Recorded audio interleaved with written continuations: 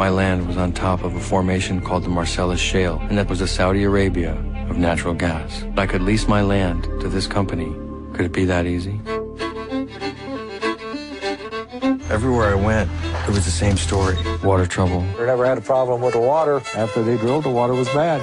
Oh, man. Health problems. I'm never healthy. Hazardous explosive conditions inside the house. Whoa! And all those dots you're looking at here are oil and gas wells. This is happening everywhere. That's the biggest thing I want people to know. I have samples that are from all over the country. I'm wondering if you're interested in drinking some of this.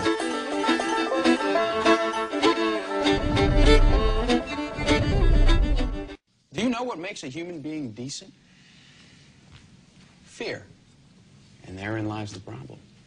None of you has anything left to fear anymore.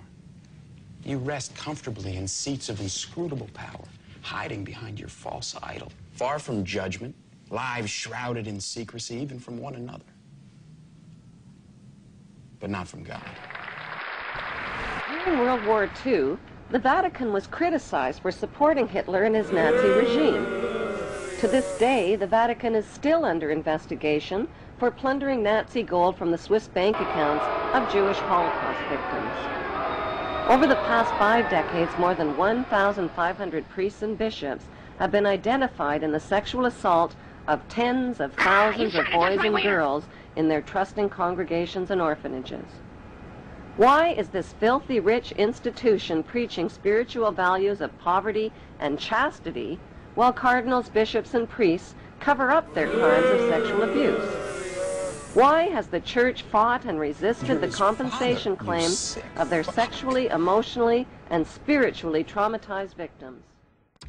But I do believe in this. I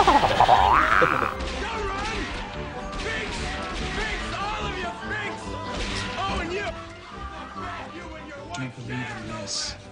What does that mean? And what you grow on? This is the coolest thing I have ever seen. Dumb? Come on, it's okay. You've done nothing wrong. These guys were finks. You're a pure soul. But you didn't say God bless you when I sneezed. Loki? You're getting off light. Loki! I know, I'm coming.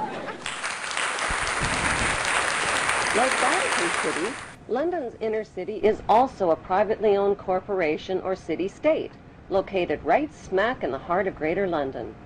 It became a sovereign state in 1694 when King William III of Orange privatized and turned the Bank of England over to the bankers. By 1812, Nathan Rothschild crashed the English stock market and scammed control of the Bank of England.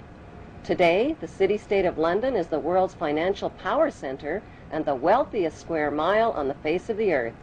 It houses the Rothschild-controlled Bank of England, Lloyd's of London, the London Stock Exchange, all British banks, the branch offices of 385 foreign banks, and 70 U.S. banks. It has its own courts, its own laws, its own flag, and its own police force. It's not part of Greater London or England or the British Commonwealth and pays no taxes. The city-state of London houses Free Street's newspaper and publishing monopolies. Cool as us? It is also the headquarters for worldwide English Freemasonry If we do, Beavis, and we'll be headquarters missing for out the on our worldwide money education. cartel known as the Crown. Contrary to popular belief, the Crown is not the royal family or the British monarch. The Crown is the private corporate city-state of London. It has a council of 12 members who rule the corporation under a mayor called the Lord Mayor. The Lord Mayor and his 12-member council serve as proxies or representatives who sit in for 13 of the world's wealthiest, most powerful banking families. This ring of 13 ruling families includes the Rothschild family, the Warburg family, the Oppenheimer family, and the Schiff family. These families and their descendants run the Crown Corporation of London. The Crown Corporation holds the title to worldwide Crown land in Crown colonies like Canada, Australia, and New Zealand. The British Parliament and the British Prime Minister serve as a public front for the hidden power of these ruling crown families. Like the city-state of London and the Vatican, a third city-state was officially created in 1982. That city-state is called the District of Columbia and is located on 10 square miles of land in the heart of Washington. The District of Columbia flies its own flag and has its own independent constitution.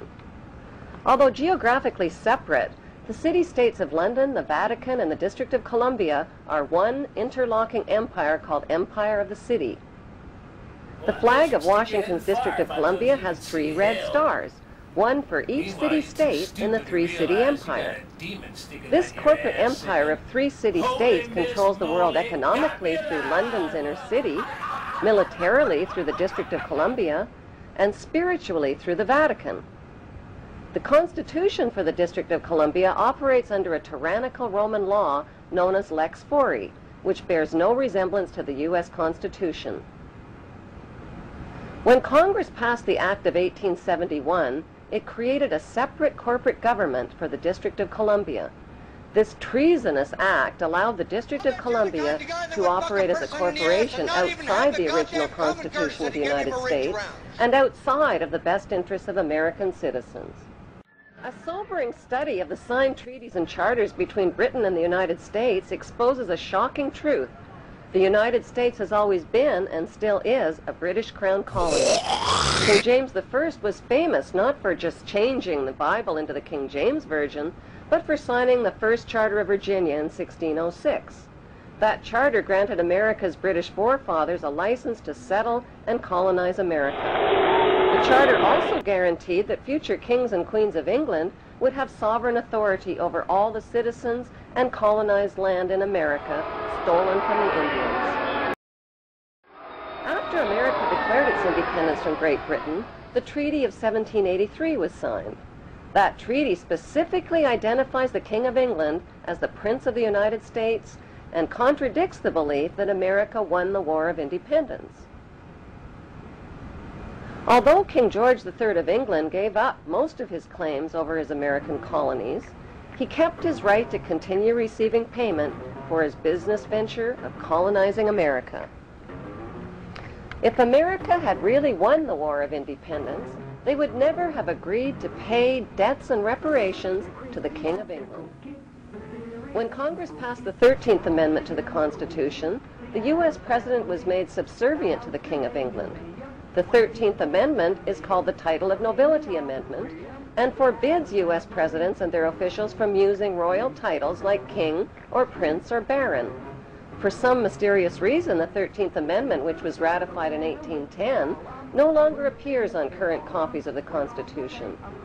America's blood-soaked War of Independence against the British bankrupted America and turned its citizens into permanent debt slaves of the king. In the War of 1812, the British torched and burned to the ground the White House and all U.S. government buildings and destroyed ratification records of the U.S. Constitution. 1 century later, a corrupt U.S. Congress committed the biggest theft in world history. They passed Paul Warburg's Federal Reserve Act in 1913, handing over America's gold and silver reserves and total control of America's economy to the Rothschild banksters. Most Americans still believe that the Fed, or Federal Reserve, is the government. It is not. The Fed is a privately owned banking system whose majority Class A shareholders are the Rothschilds, Warburgs, Kuhn and Loeb, J.P. Morgan, Rockefeller, Israel Seif, and the Lehman Brothers. This private banking cartel is the Fed and is never audited and never pays taxes. They print and design America's money, which displays their symbols of an Egyptian pyramid, a Masonic all-seeing eye, and the words "In God We Trust." Who exactly is the God they trust? They also collect American taxpayers' money through the IRS. Then they loan it back again with interest to pay for roads, bridges, and other public. American presidents are handpicked and financed by these special interest power groups. Like George W. Bush, John Forbes Kerry, whose initials are JFK, is a member of Yale University's Skull and Bones Brotherhood. Calm down. Boss, he's just a little excited. I know. I'm going to use good judgment. I haven't lost my temper in 40 years. But, Pilgrim, you caused a lot of trouble this morning. Might have got somebody killed. Building 7 ablaze at the moment and apparently getting ready to collapse.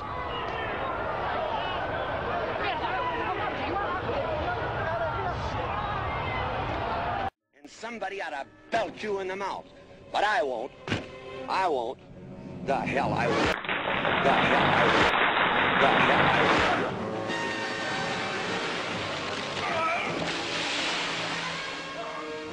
You, on the other hand, are an innocent. You lead a good life.